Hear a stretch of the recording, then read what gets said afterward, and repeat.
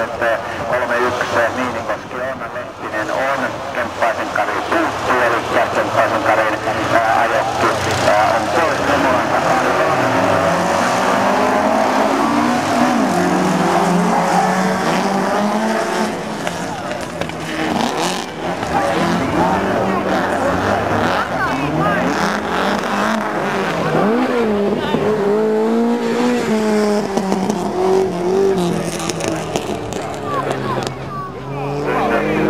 Jatkamaan ja sitten siellä on Niinikosken Urpokin miettimässä syntyy osuudessa keskialueella, eli näin nämä osat vaihtuvat.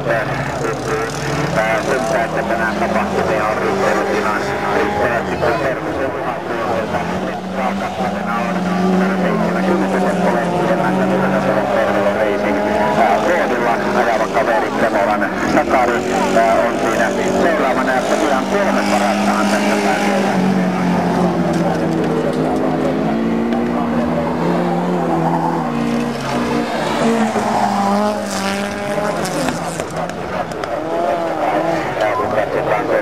Oikeasta kohti, niin 2 nousee, eli 2 parasta tietysti B-finaaliin, muutenhan meillä olisi 9 kuljettajaa jo tuolla B-finaalissa, eli järki voi, äly, älä jätä.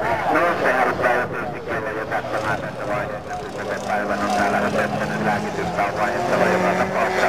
Eli näin 406 Perhosen Juha tulee sieltä ykkösenä 2 kierrostahan ajetaan tässä lähdössä. Seuraavassa ajetaan sitten jo kierroksia 3 kappaletta, eli Perhosen Juha numero 406 ja numero 70 Seppo Lehtinen. Nämä 2 kuljettajaa jatkoon, eli tuonne